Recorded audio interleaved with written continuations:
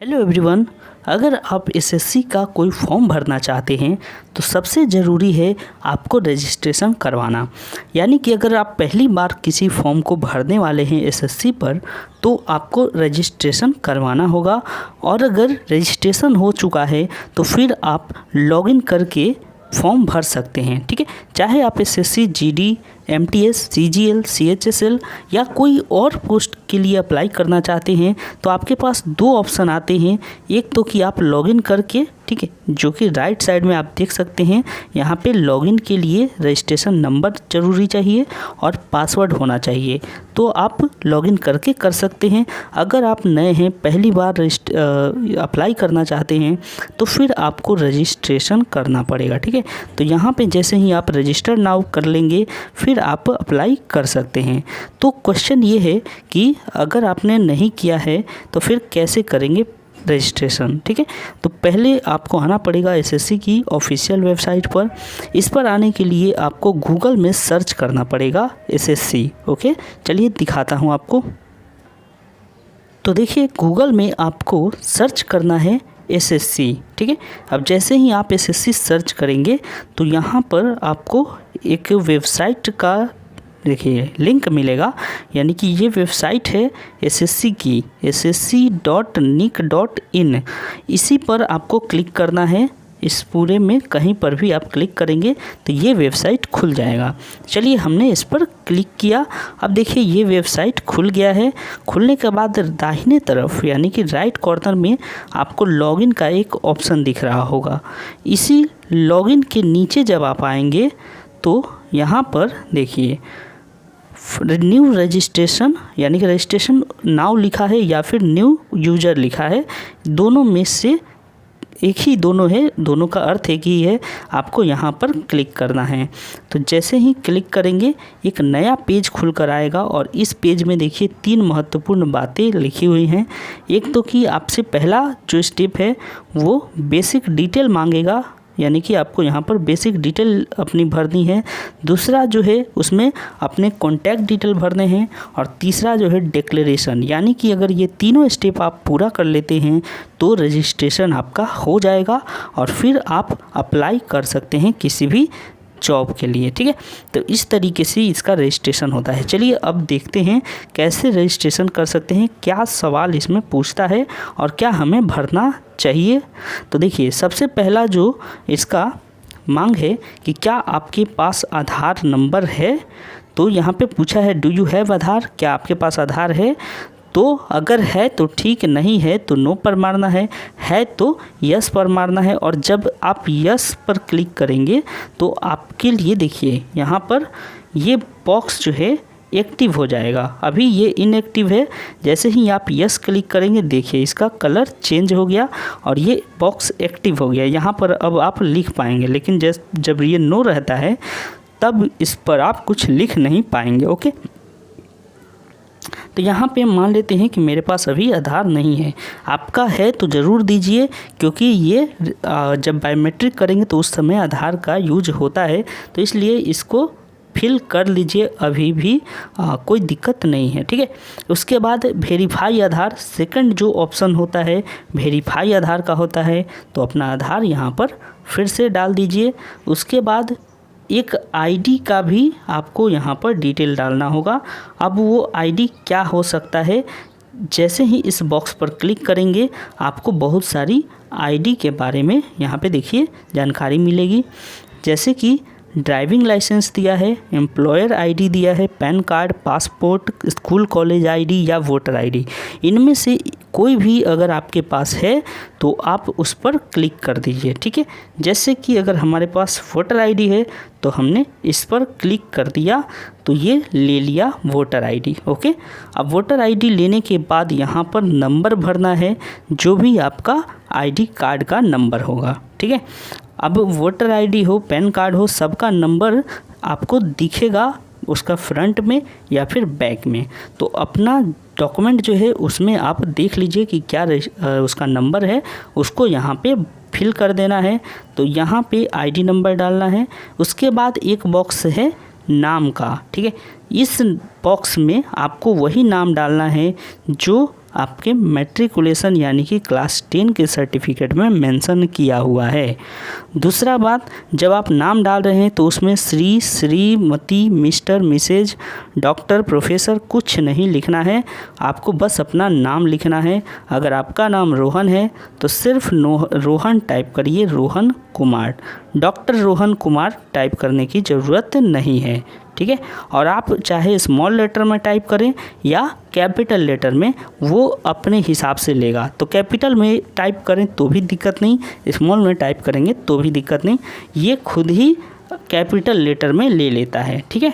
तो इस तरीके से इसको फिल किया जाता है। चलिए दिखा देता हूँ आपको एक टाइप करके, ताकि आपके मन में कोई डाउट ना हो। जैसे हमने लिखा रोहन, ठीक है। तो देखिए यहाँ पे रोहन, देखिए मैं क्या कर रहा हूँ, रोहन देखिए यहाँ पे कैपिटल स्मॉल दोनों मिलाकर टाइप कर रहा हूँ, लेकिन वो ले रहा है कैपिटल में, समझ में आ रहा है। तो आप इस तरीके से अपना नाम डालेंगे, फिर वेरीफाई नेम, वही नाम फिर से यहाँ पर भी डालेंगे। इसके बाद यहाँ पे एक क्वेश्चन पूछ रहा है कि क्या आपने कभी अपना नाम बदला है, चेंज किया है नाम। तो अगर नहीं किए हैं तो नो पर लिखेंगे। अगर नाम किए हैं, जैसे पहले आपका नाम अगर मुन्ना कुमार था और बाद में जब आप बड़े हुए तो आपने नाम अपना सुधीर कर लिया, ठीक है, तो यहाँ पर यस में क्लिक करेंगे, क्योंकि आपने मुन्ना से नाम क्या कर लिया, सुधीर। तो क्लिक, और अगर नहीं चेंज किए हैं तो फिर नो ही रहने दें, ओके। चलिए यहाँ पे एक बॉक्स दिया हुआ है, अगर आप यस क्लिक करते हैं तो ये बॉक्स एक्टिव हो जाएगा और यहाँ पर चेंज किया हुआ नाम पूछेगा कि आपने नया नाम आपका क्या है, ठीक है। तो यहाँ पर वो भरना है। नेक्स्ट आते हैं तो फादर्स नेम भरना होता है। देखिए यहाँ पे फादर्स नेम दिया हुआ है, इसको भरना है। उसके बाद फिर वेरीफाई फादर्स नेम, यानी कि फिर से फादर्स नेम, पापा का नाम यहाँ पे वेरीफाई करना है। यहाँ पे कुछ डिटेल दिया हुआ है, उसको देखिए। जो मैट्रिकुलेशन सर्टिफिकेट में यानी कि 10वीं की सर्टिफिकेट में जो मेंशन है, जो फादर्स नेम दिया हुआ है वही भरिए यहाँ पर और यहाँ पर, ठीक है, वही सही रहेगा। उसके बाद फिर भरना है मदर्स नेम। मदर्स नेम में भी देखिए यहाँ पे एक कंडीशन दिया है, 3 कंडीशन यहाँ पे दिया है कि मदर्स नेम जो है वो 10वीं के सर्टिफिकेट में जो है वही होना चाहिए। अब यहाँ पे एक सवाल आता है कि अगर मेरा 10वीं में सर्टिफिकेट में माँ का नाम नहीं है तो क्या करें। तो कोई दिक्कत नहीं, जो आपका नाम उनका नाम है वही लिख दीजिए, उसमें कोई दिक्कत नहीं है। अब वहाँ पे बोल रहा है कि मिसेज, लेट, श्रीमती, ये सब ऐड ना करें इनके नाम में भी। और उसके बाद फिर आगे प्रोसेस की तरफ हम लोग बढ़ें। तो देखिए यहाँ पे वेरीफाई मदर्स नेम, फिर से एक बार वेरीफाई करना है। डेट ऑफ बर्थ यहाँ पर भरना है।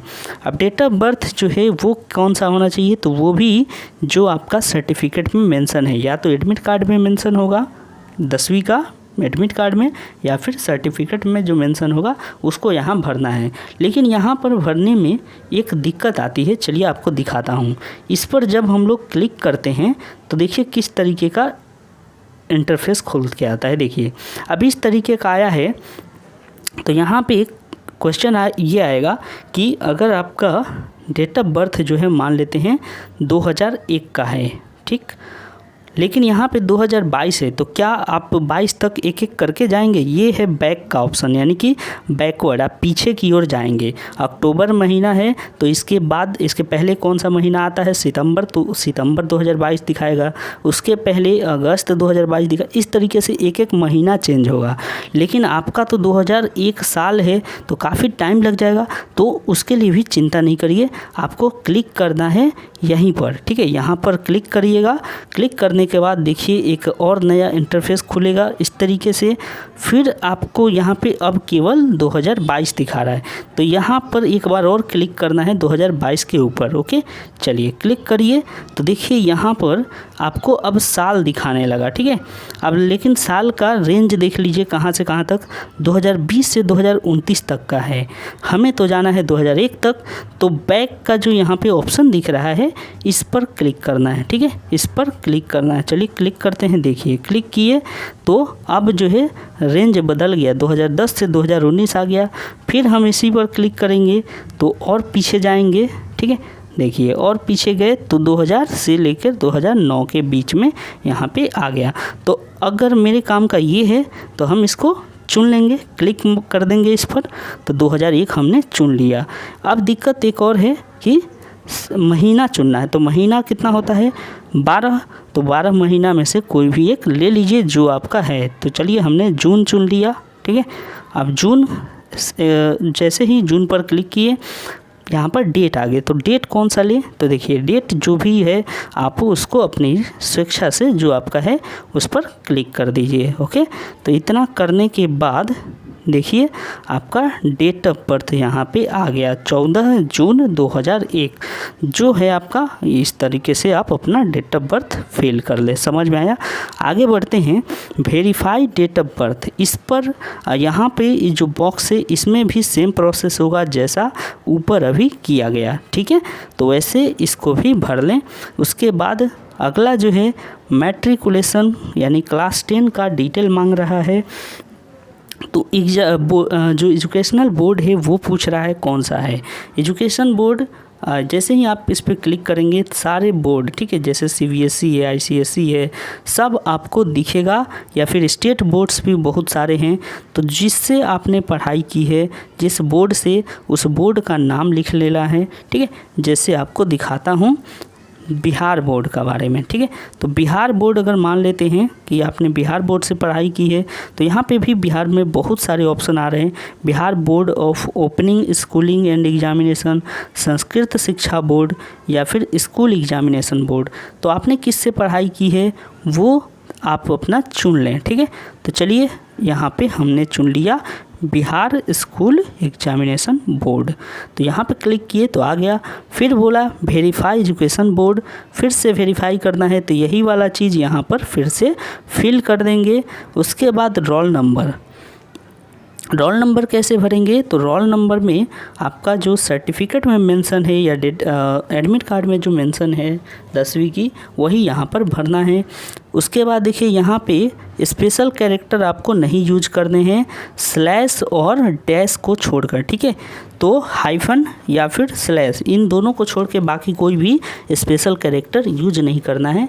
जैसे कि आपने लिखा 1 2 3 4 और आपने फिर एक्सक्लेमेशन का साइन, क्वेश्चन मार्क, इस तरीके से @ ये सब देंगे तो यहाँ पे नहीं लेगा, ठीक है। तो ये सब देना ही नहीं है। और उसके बाद एक प्रॉब्लम यहाँ पे बताया कि अगर आपका पहले रोल कोड है फिर रोल नंबर है, तो पहले रोल कोड लिख लें, उसके बाद हाइफन देकर रोल नंबर लिखें, ठीक है। यानी कि इधर रोल कोड पहले फिर रोल नंबर, तो इस तरीके से इसमें भरना है, ठीक है। समझ में आया? चलिए, कुछ लोगों का ऐसा होता है कि रोल और नंबर अलग अलग होते हैं, तो आप रोल पहले लिख लीजिए, उसके बाद आप चाहें तो हाइफन देकर, ठीक है, हाइफन देकर नंबर भी लिख सकते हैं इस तरीके से, ओके। और स्पेस भी दे सकते हैं, लेकिन हाइफन दे दीजिएगा, वही सही रहेगा, ओके। चलिए नेक्स्ट, वेरीफाई रोल नंबर, फिर से यहाँ पे रोल नंबर भरना है। ईयर ऑफ पासिंग, यहाँ पर कौन से साल में पास किए थे उसको भरना है। तो यहाँ पे जैसे ही क्लिक करेंगे आपको पूरा लिस्ट आ जाएगा साल का, कौन से साल में आपने पास किया था। तो ये है देखिए 1962 तक, ठीक है। तो 1962 तक दिखाएगा, लेकिन उसके बाद जो है यानी उससे पहले के ईयर जो है नहीं आएंगे। यानी अगर आप 1950 में पढ़े थे तो आप नहीं भर सकते, क्योंकि ऑप्शन ही नहीं आ रहा है, ओके। तो इसीलिए 2062 तक आप भर सकते हैं कि इतना ईयर में हम पास किए थे। फिर वेरीफाई पासिंग ईयर, यहाँ पर वो ईयर फिर से वेरीफाई कर लीजिए। जेंडर जो हैं वो चुन लीजिए, ओके। मेल फीमेल ट्रांसजेंडर जो हैं आप अपना वेरीफाई कर दीजिए। लेवल ऑफ एजुकेशनल क्वालिफ़िकेशन, यहाँ पर क्लिक करने पर देखिए कई सारे ऑप्शन आते हैं। आपने कितनी तक पढ़ाई की है, 10वीं 12वीं, diploma, graduation, post graduation. Graduation का मतलब BA, उसके अलावा हो गया देखिए BA, BCom और BSc, ठीक है। तो इसमें ये 3 चीज़ें आती हैं। उसके बाद पोस्ट ग्रेजुएशन में आता है MA, MCom, उसके बाद MSc, तो ये सब पोस्ट ग्रेजुएशन में आते हैं। उसके बाद देखिए PhD, अगर पीएचडी आपने किया है तो पीएचडी पर क्लिक करेंगे। समझ में आया? तो इस तरीके से जो आपने किया है, क्वालिफ़िकेशन आपका हाईएस्ट है, वो यहाँ पे मेंशन कर दीजिए। उसके बाद अगला स्टेप है मोबाइल नंबर का। यहाँ पे मोबाइल नंबर भरना है, वेरीफाई करना है उसी मोबाइल नंबर को जो आपका एक्टिव रहता है, ठीक है। फिर इसके बाद ईमेल आईडी डालना है। ईमेल आईडी जो आपका है abcd@google.com या abcd@gmail.com जो भी है, यहाँ पर फिल कर देना है अपना ईमेल आईडी। और उसके बाद फिर यहाँ लास्ट जो स्टेप है वो है कि आपको अपना स्टेट सेलेक्ट करना है, यानी परमानेंट एड्रेस जहाँ के आप निवासी हैं, स्थायी निवासी। एक होता है टेम्पररी निवासी कि हम आज यहाँ मतलब कि जहाँ जन्म लिए हैं वहाँ से कहीं दूर चले गए कमाने के लिए, तो कमाने गए वो हो गया टेम्पररी। लेकिन जहाँ पे हमेशा के लिए हैं आप बसे हुए हैं वो कहलाता है परमानेंट, ठीक है। तो यहाँ पे आप जो भी स्टेट से हैं उसको चुन लीजिए। जैसे कि मान लीजिए मैं बिहार का हूँ तो बिहार चुन लिया। अब यहाँ पे एड्रेस जो है आगे पूछेगा, जो कॉन्टैक्ट डिटेल है उसमें मांगेगा कि आपका परमानेंट एड्रेस क्या है, तो मैं बिहार वाला डालूँगा। और अगर मान लेते हैं कि दिल्ली में कमा रहा हूँ तो दिल्ली वाला मेरा कॉरेस्पॉन्डिंग एड्रेस होगा, तो वहाँ पे दिल्ली वाला एड्रेस डालूँगा, ठीक है। और अगर दोनों ही मेरा सेम है, यानी परमानेंट एड्रेस में ही अभी मैं कमा भी रहा हूँ वहीं पे, तो दोनों जगह सेम हो जाएगा एड्रेस परमानेंट वाला, ओके। इसके बाद आपको यहाँ पे सेव बटन पर क्लिक करना है, ठीक है। तो सेव बटन पर क्लिक करने के लिए क्लिक करने के बाद जो है नेक्स्ट स्टेप क्या होगा, चलिए आपको बताता हूँ पूरा प्रोसेस। आगे बढ़ने से पहले एक बार अपनी पूरी डिटेल को आप लोग ज़रूर चेक कर लीजिएगा, जैसे कि कहीं पे कुछ छूटा तो नहीं।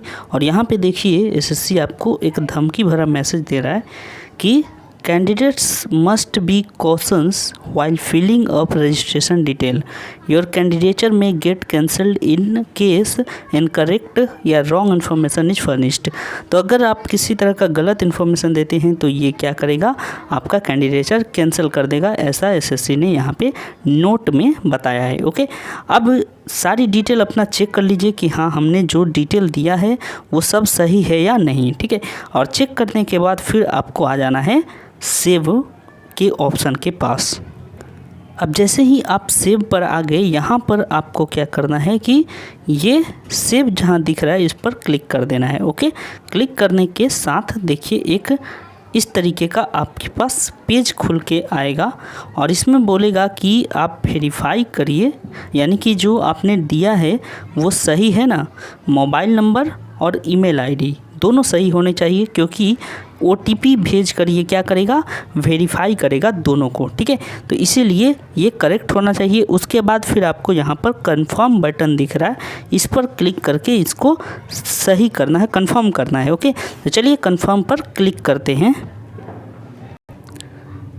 तो दोस्तों यहाँ पे आप एक देख सकते हैं डायलॉग बॉक्स फिर आया है और इसमें बता रहा है कि आपका बेसिक डिटेल जो है उसको सेव किया गया है। रजिस्ट्रेशन जो है पार्शियल रजिस्ट्रेशन वो आपको 14 दिन में कंप्लीट करने होंगे। एक रजिस्ट्रेशन आपको मिल गया होगा, मेल या मोबाइल नंबर पर मैसेज आ जाएगा। इसको 14 दिन में आपको भर के डेटा को कंप्लीट करना है, नहीं तो ये फिर डिलीट हो जाएगा। इसलिए 14 दिन से पहले आपको इसको कंप्लीट कर लेना है पूरे प्रोसेस को। और बोथ देखिए यहाँ पे please check both inbox and spam folder of your email, यानी कि अगर ईमेल में इनबॉक्स में आप चेक कर रहे हैं और वहाँ पे नहीं आया तो स्पैम बॉक्स में भी देख लीजिए, हो सकता है स्पैम फोल्डर में आपका ईमेल चला गया हो। उसके बाद आपको इस क्लोज पर क्लिक करना है, ठीक है। क्लोज पर क्लिक करने के बाद क्या आता है चलिए देख लेते हैं, ओके। तो देखिए जैसे ही हमने कंप्लीट किया उसके बाद एक और यहाँ पे हमें पेज खुल के आया और इस पेज में रजिस्ट्रेशन नंबर बताया है, आपका रजिस्ट्रेशन नंबर इतना है, ठीक है। फिर उसके बाद इस ओके वाले बटन पर हम लोग क्लिक करेंगे और यहाँ पे डिटेल देख लीजिए, फिर से वही बोल रहा है कि 14 दिन तक अगर आपने इसको कंप्लीट नहीं किया तो ये डिलीट हो जाएगा, ठीक है। तो चलिए अब ओके पर क्लिक करते हैं और देखते हैं क्या आता है। तो जैसे ही ओके पर क्लिक किया गया फिर से ये होम पेज आ गया एसएससी का। ठीक है, इसका मतलब है कि आपको अब क्या करना है, जाना है अपने ईमेल और मोबाइल नंबर पर और वहाँ से फिर आगे का प्रोसेस स्टार्ट होगा। तो चलिए आपको बताता हूँ कैसे आगे का प्रोसेस करना है। जब आप अपना ईमेल चेक करेंगे तो आपको एक रजिस्ट्रेशन नंबर और पासवर्ड मिलेगा। ठीक है, तो रजिस्ट्रेशन नंबर आपको यहाँ लॉगिन वाले बॉक्स में डालना है और उसके बाद फिर पासवर्ड भी डालना है। ठीक है, तो चलिए सबसे पहले यहाँ पर लॉगिन के जो लॉगिन का यहाँ पर बॉक्स है, यहाँ पर हम लोग क्या कर लेते हैं, अपना रजिस्ट्रेशन नंबर डाल लेते हैं। ओके, देखिए रजिस्ट्रेशन और पासवर्ड डालने के बाद आपको यहाँ पर एक कैप्चा का बॉक्स दिखेगा, यानी ये कैप्चा है और ये बॉक्स है, इसमें कैप्चा को भरना है। ठीक है, यहाँ पे जितने चीज़ें आपको दिख रही हैं सब कुछ यहाँ पे जितना दिख रहा है सब यहाँ पे भरना है। थोड़ा सा इसको और जूम करके आपको क्लियरली समझा दूँ। देखिए जैसे कि यहाँ पर क्या लिखा है, ZB और कैपिटल में F है, बाकी फिर X जो है स्मॉल में है। तो जैसा स्मॉल कैपिटल है वैसा यहाँ पर आपको भरना है। तो Z सब कुछ टाइप कर लीजिएगा और इसको भरिएगा। चलिए आपको दिखा देता हूँ भर के। तो देखिए हमारा Z है स्मॉल में, हमने स्मॉल में 2 बार Z लिखा, फिर B और कैपिटल F फिर है X। ठीक है, तो देखिए ये जिस तरीके से था हमने इसको वैसे ही भर लिया। ओके, हो गया। अब इसके बाद यहाँ पे जो लॉगिन बटन दिख रहा है इस पर क्लिक करना होगा और फिर लॉगिन हो जाएगा। तो चलिए आपको दिखाता हूँ क्लिक करके। अब देखिए यहाँ पर एक यहाँ पे लिखा हुआ है, आपको इन्फॉर्मेशन दे रहा है कि dear candidate this is your first login, please change your password. यानी कि ये आपका पहला लॉगिन है, आप पासवर्ड चेंज करें। अब नीचे में पासवर्ड चेंज करने का ऑप्शन दिया है। तो देखिए नीचे में आपको पासवर्ड चेंज करने का ऑप्शन दिया है। यहाँ पे बोल रहा है ओल्ड पासवर्ड डालिए, यानी कि जो आपके जीमेल पर आया है वो पासवर्ड। नया पासवर्ड आप क्या रखना चाहते हैं वो यहाँ डालें और फिर कंफर्म पासवर्ड कर दें, नया वाला पासवर्ड यहाँ पर डालकर। ओके, एक चीज़ यहाँ पे ध्यान रखिएगा कि ये रजिस्ट्रेशन नंबर तो आपको मिल गया, पासवर्ड जो रख रहे हैं यानी अभी जो बनाएंगे आप उसको याद रखना है हमेशा तक, यानी कि लिख कर रख लीजिए, क्योंकि अब एसएससी में जो भी आप फॉर्म भरेंगे वही रजिस्ट्रेशन नंबर और पासवर्ड आपका यूज आएगा जो अभी आप पासवर्ड क्रिएट करेंगे। ठीक है, तो ये काफ़ी इंपॉर्टेंट है, इसको कहीं पर लिख कर रख लीजिएगा। और इसके बाद जो है आप रिजल्ट हो गया, कोई नोटिफिकेशन हो गया जिसको कि अप्लाई करना चाहते हैं, तो वो सब काम आप इसी रजिस्ट्रेशन पासवर्ड से कर पाएंगे। ओके, तो चलिए हम लोग पासवर्ड चेंज कर लेते हैं। यहाँ पर देखिए न्यू पासवर्ड जब आप जनरेट करने जा रहे हैं तो यहाँ पे कुछ इन्फॉर्मेशन खुल के आ रहा है। एटलीस्ट 1 कैपिटल लेटर, यानी कि जो आप पासवर्ड बनाएंगे उसमें कम से कम एक जो है एक लेटर होना चाहिए जो कि कैपिटल हो। ठीक है, उसके बाद एटलीस्ट 1 नंबर, एक नंबर उसमें होना चाहिए, कोई भी 1 2 3 4 जो भी एक नंबर हो, और एटलीस्ट 1 स्पेशल कैरेक्टर यानी कि कॉमा हो जाएगा, @ हो जाएगा, इसके अलावा आपका एक्सक्लेमेशन साइन हो गया। ठीक है, या फिर डॉलर का साइन हो गया। ये सब जो है स्पेशल कैरेक्टर हैं, तो उनमें से कोई एक होना चाहिए और 8 कम से कम कैरेक्टर होने चाहिए। ठीक है, या तो फिर आप कुछ नंबर और इसमें ऐड कर सकते हैं, 1 2 3 4 G1 @ ठीक है, तो इस तरीके से 8 कैरेक्टर का एक पासवर्ड आप जनरेट कर लीजिए। उसके बाद फिर इस सबमिट बटन पर क्लिक करना है और इसके बाद नेक्स्ट प्रोसेस चालू होगा। तो चलिए सबमिट बटन पर हम लोग क्लिक करके नेक्स्ट स्टेज में चलते हैं। जैसे ही आप पासवर्ड कंप्लीट कर लेंगे, चेंज कर लेंगे, तो इस तरीके से देखिए एक और यहाँ पे डायलॉग बॉक्स आएगा, your password has been change successfully, please log in to continue. उसके बाद फिर क्लोज बटन पर क्लिक करना है और फिर लॉगिन का पेज आ जाएगा। क्लिक करते हैं इस पर, तो क्लिक करने के साथ ही देखिए ये लॉगिन का पेज फिर से आ गया। फिर से हमें अपना लॉगिन यानी रजिस्ट्रेशन नंबर और पासवर्ड देकर लॉगिन करना पड़ेगा और उसके बाद फिर एक नया पेज खुलेगा। तो चलिए लॉगिन करते हैं। तो लॉगिन करने के बाद फिर आपको इस तरीके का एक और पेज आएगा और यहाँ पर देखिए डिक्लेरेशन लास्ट जो हमारा स्टेप है वो होने वाला है। ठीक है, तो अब यहाँ से जैसे ही नीचे जाएंगे तो हमें लास्ट में एक और ऑप्शन मिलेगा नेक्स्ट का। तो देखिए यहाँ पे आपको जो ऑप्शन है सेव, नेक्स्ट, रीसेट और क्लोज, तो आप सेव तो हो चुका है ऑलरेडी, नेक्स्ट पर क्लिक करना होगा और इसके बाद एक और नया पेज खुलेगा। तो देखिए जैसे ही नेक्स्ट क्लिक करेंगे इस तरीके से एक और पेज खुल गया।